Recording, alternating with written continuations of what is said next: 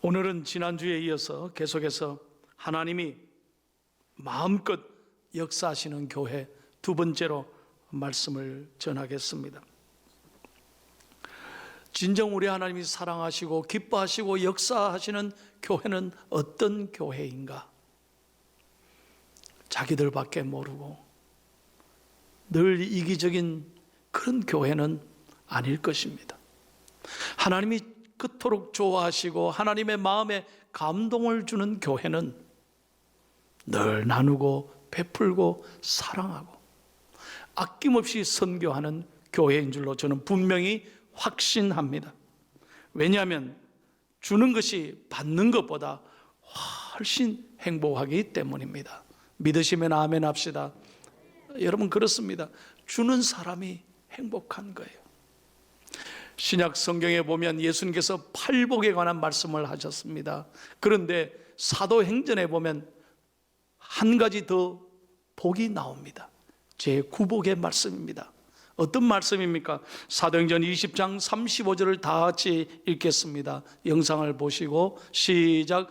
범사에 여러분에게 모본을 보여준 바와 같이 수고하여 약한 사람들을 돕고 또 주 예수께서 친히 말씀하신 바 주는 것이 받는 것보다 복이 있다 하심을 기억하여야 할지니라. 은혜 되시면 아멘. 주는 것이 받는 것보다 복이 있다는 말씀이에요. 오늘 본문 전도서는 우리가 잘 아는 대로 이스라엘의 3대 왕 솔로몬의 인생의 고백의 말씀입니다. 여러분, 솔로몬이 누구입니까? 성전을 건축하고 그토록 부족함이 없이 너무나 하루하루가 그는 향락과 사치를 누리며 인생을 즐기며 살아왔던 왕이었습니다. 그러나 인생 말년에 그는 모든 것이 헛되다고 고백하면서 이 전도서를 우리에게 남기게 되었습니다. 자, 오늘 본문 말씀을 묵상하면서 하나님이 어떤 인생을 축복하실까요? 첫째로 하나님이 축복하시는 인생은 던지는 인생입니다. 던지는 인생. 1절 말씀을 다시 한번 읽으면 참 좋겠습니다. 다 같이요. 시작. 너는 내 떡을 물 위에 던져라. 여러 날 후에 도로 찾으리라. 솔로몬은 부족함이 없이 살았습니다. 매일매일 사치와 향락과 즐거움을 추구하며 살았습니다. 그런데 그래 보니까 인생이 아무것도 아니더라는 거예요. 그런 게 모든 것을 가지고 누렸어도 결코 행복하지 않았다는 거예요. 그래서 헛되고 헛되니 헛되고 헛되도다. 인생은 마치 여러분 물을 흘러가듯이 우리네 인생이 그렇게 흘러가는 것입니다. 영원한 것이 아닙니다. 내 것인 것처럼 착각하셔서는 안 되는 거예요. 여러분, 우리가 코로나19를 겪으면서 제가 늘 말씀드리지만 늘 고백하는 게 무엇입니까? 우리 인생 아무것도 아니라는 거예요. 하나님이 부르시면 우리 모든 것 내려놓고 갈 수밖에 없는 거예요. 제가 목회하면서 지난날에 참 가슴 아픈 이야기가 하나 있었습니다. 지가 잊을 수 없는 그 권사님의 독백이었습니다. 남편이 갑자기 돌아가셨어요. 그래서 하관식 집례를 하는데 남편을 마지막 땅에 묻으면서 흙을 뿌리며 통곡하면서 우시면서 하시는 말씀이 야, 이 바보 같은 사람아, 이 바보 같은 사람아, 이렇게 갈 것 같으면 집수리는 왜 했냐고. 집수리는 왜 했냐고. 집수리 하는 게 평생의 소원이었는데 막상 집을 다 수리한 다음에 정작 한 달도 채 못 살아서 세상을 떠났다는 거예요. 여러분, 이렇게 인생은 훌쩍 떠나는 것입니다. 물 흘러가는 것이 우리 인생입니다. 구름이 흘러가고 물이 흘러가듯 우리 인생도 흘러가는 거예요. 사랑하는 성도 여러분, 오늘 하나님께서는 우리에게 이렇게 말씀합니다. 네 식물을, 네 떡을 물 위에 던져라. 이 말씀이 무엇을 의미합니까? 첫째로 손을 펴서 적절한 곳에 던지라는 거예요. 네 손을 펴라는 거예요. 결코 움켜쥐지 말라는 것입니다. 제가 얼마 전에 읽었던 책 가운데 아주 유익한 책이 있었습니다. 엘리자베스 퀴블러 로스란 분이 지은 책인데 인생 수업이란 책입니다. 거기 보면 이런 이야기가 있어요. 프리웨이에서 어떤 여자분이 운전하고 가는데 앞에서 급정거를 하는 거예요. 자기도 급정거를 했는데 가까스로 섰습니다. 그 순간 백밀러를 쳐다봤는데 뒤에 차가 자기 차를 발견하지 못하고 이렇게 막 뒤에서 달려오는 거예요. 이는 완전히 사고가 나기 일보 직전입니다. 바로 그 순간에 이 부인은 이 책에 보면은 실제 있었던 일이에요. 오 마이 갓, 오 마이 갓, 하나님을 부르면서 이렇게 운전대를 움켜쥐고 있었던 게 아니라 하나님께 다 맡기고 손을 내렸답니다. 온몸에 힘을 뺐다는 거예요. 뒤차가 와서 박았습니다. 두 차가 종이장이처럼 구겨졌지만 놀랍게도 그 부인은 문을 열고 머리털 발끝에 하나도 손해가 없이 피해를 입지 않고 차는 많은 피해를 입었지만 본인은 어느 한 곳에 다치지 않고 건강하게 나왔다는 거예요. 나이 먹는 사람들이, 경찰들이 깜짝 놀랍니다. 어떻게 해서 이런 사고에서 살아날 수 있었던가? 이 부인이 모든 것을 내려놓고 손을 펴고 몸에 힘을 빼고 하나님께 맡겼기 때문에 그래요. 저는 이 글을 읽으면서 많은 감동을 받았습니다. 사랑하는 여러분, 2021년 새해에는 여러분 어떤 결심을 하고 하루하루를 지내고 계십니까? 우리 대한민국 국민의 소원은 다 집장만 하는 거예요. 그래서 우리 국민들이 지금 집세 때문에 분노하잖아요. 집 갖는 게 소원인 거예요. 움켜쥐는 게 소원인 거예요. 주식 올라가는 게 소원입니다. 돈을 얼만큼 모으겠다고 야단입니다. 자격증을 따거나 시집 장가를 가거나 금년 살을 빼겠다는 등 우리는 가만히 보면 물론 다 좋은 거예요. 그러나 다 나만을 위한 거예요. 내 욕심, 내 소원을 움켜쥐기 위한 목표나 계획을 세우지는 않았습니까? 새해는 먼저 우리가 해야 될 일은 네 손을 펴라는 거예요. 네 손을 펴라. 여러분, 움켜쥐기만 하는 손으로는 새 것을 담을 수가 없습니다. 옆 사람과 손을 맞잡을 수도 없는 거예요. 그래서 하나님께서 진정한 기쁨과 기적은 네 손을 편안히 펼쳐서 적절한 곳에 네 사랑을 나눠줄 때 기적이, 사랑이 선물처럼 우리에게 오는 것입니다.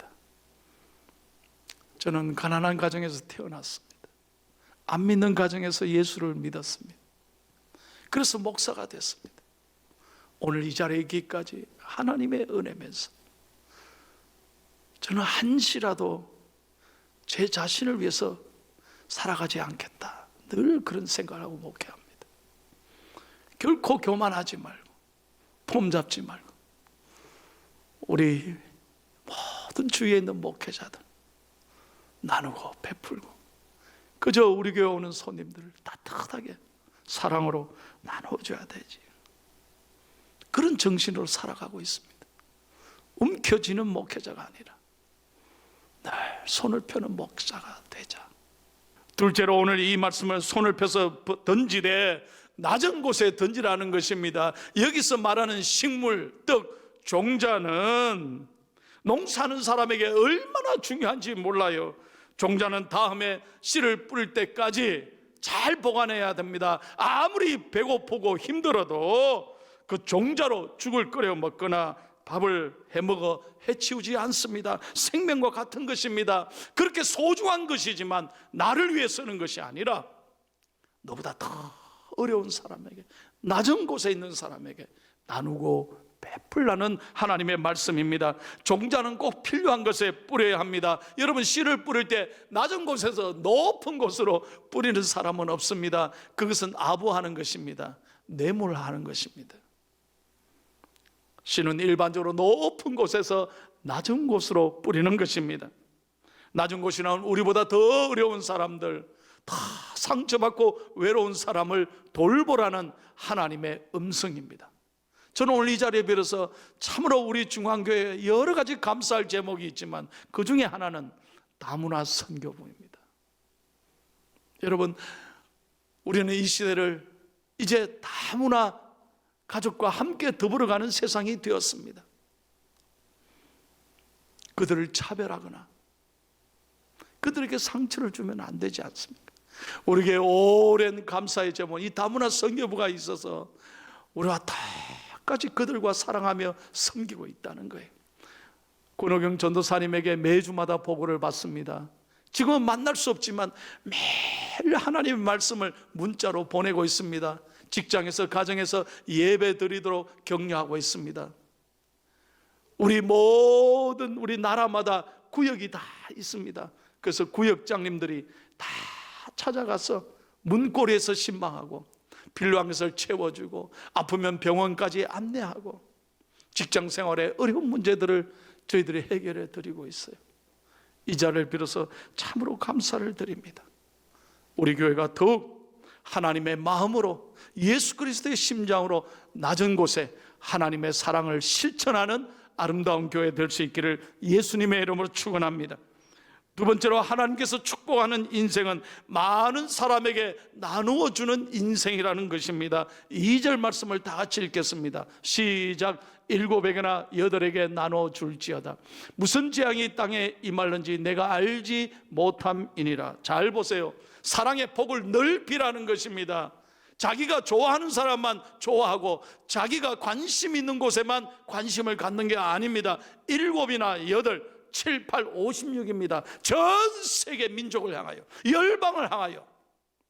문화가 다르고 종교가 다르고 정치 사상이 달라도 온 민족을 향하여 우리는 예수 그리스도의 마음으로 우리는 사랑하고 나누고 선교해야 한다는 것입니다.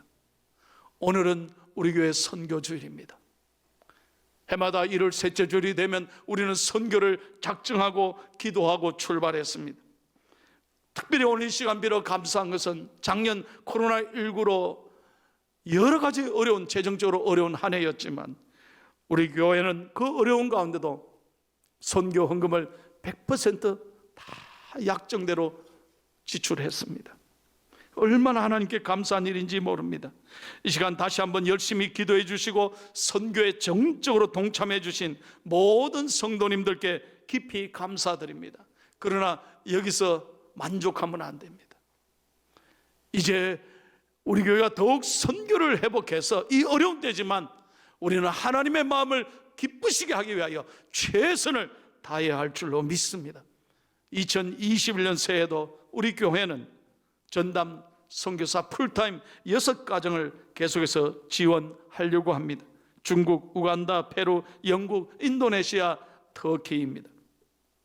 그리고 북한, 중국, 멕시코, 미얀마, 인도네시아, 우크라이나, 필리핀 등 18개 나라의 협력 선교사 18가정을 지속적으로 새해에도 우리가 협력하고 도우려고 하고 있습니다.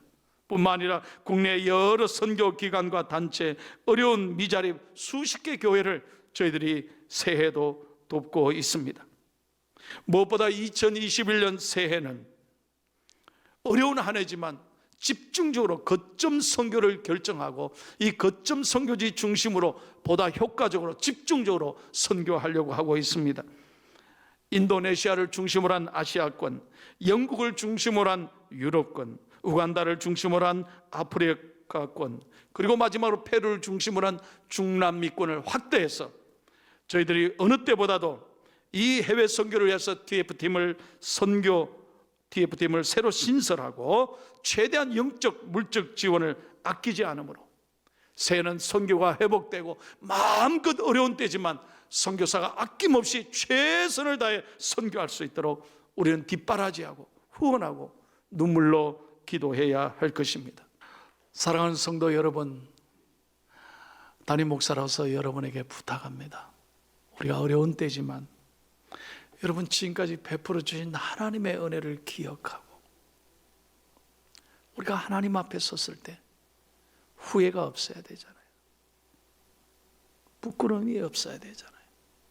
그저 움켜쥐고 나만을 위해 살다가 주님 앞에 선다면 얼마나 가슴 아픈 일이겠어요. 그래서 새해를 시작하면서 하나님께서 저에게 주신 마음은, 새해에는 우리 중앙의 모든 어린아이부터 어른들까지 한 구자 1만 원, 한 달에 한 구자 조금만 아끼면 돼요. 그래서 선교에 우리가 동참하자 하는 거예요. 하나님 마음을 기쁘시게 하십시다. 어려운 때지만 여러분 하늘의 보화, 하늘의 어카운트에 여러분 많은 좋은 일을 쌓는 저와 여러분이 되기를 축복합니다. 제가 얼마 전에 말이죠, 서울에 설교하러 갔는데 그 교회는 현관 라비에 크게 써붙였더라고요.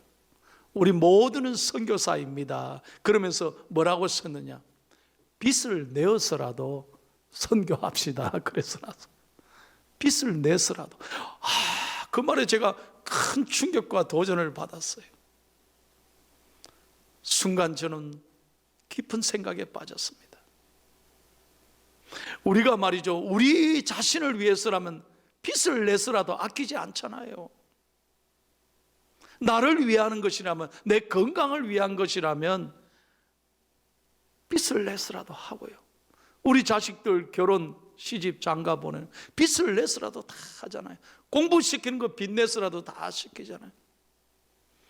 그런데 하나님의 영광을 위해서, 하나님의 나라를 위해서, 생명을 살리는 일을 위해서는 우리가 얼마나 헌신하며 살아왔는지, 저는 그 글귀를 보면서 가슴이 뭉클해졌어요.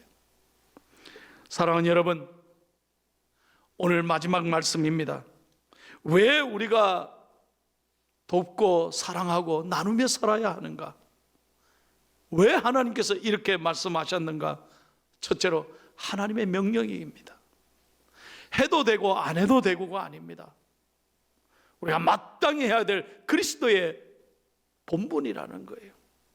예수님의 지상명령입니다. 마지막 유언입니다. 우리 부모님이 돌아가시기 전에 마지막으로 우리에게 부탁한 말씀이라면 평생을 가슴에 새기고 잊지 않고 그 말씀대로 사는 게 효자 아닙니까? 오늘 우리의 본분, 선교하는 것입니다.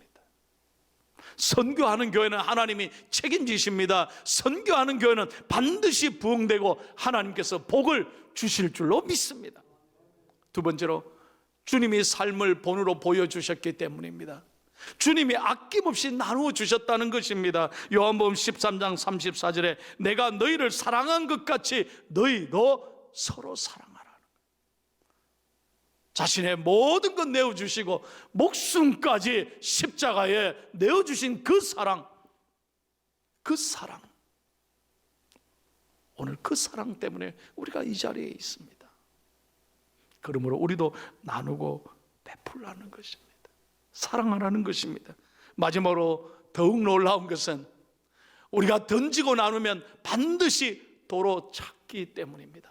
하나님은 절대로 우리의 수고와 헌신을 외면하지 않으십니다. 반드시 기억하시고 축복해 주시는 하나님이라는 겁니다. 오래 걸리지 않아 다시 찾는다는 거예요. 이게 하나님의 계산법입니다. 마지막으로 욥기 22장 24절에서 25절 말씀을 읽고 마치겠습니다. 다 같이 시작. 내 보화를 티끌로 여기고 오빌의 금을 계곡의 돌로 여기라. 그리하면 전능자가 네 보화가 되시며 내게 고귀한 은이 되시리니. 얼마나 귀한 말씀인지. 욥이 고난을 통해서 깨달은 말씀입니다. 우리 것 내 것이 아닙니다. 착각하지 마세요. 하나님이 주신 선물입니다. 그 나를 위해서라는 것이 아니라 하나님의 영광을 위하여, 이웃을 위하여 값있게 가치 있게 쓰라는 거예요. 그러므로 우리가 나누고 베풀면 반드시 하나님이 도로 찾게 해주신다. 하나님이 너의 보화가 되신다는 말씀인 거예요. 그러므로 사랑하는 성도 여러분, 새해는 우리 모두 마음을 펴고 내 손을 펴고 우리 교회가 진정 하나님이 마음껏 역사하는 교회가 되기 위하여 나누고 베풀고 사랑하고 선교하는 아름다운 포항중앙교회 될 수 있기를 예수 그리스도 이름으로 축원합니다.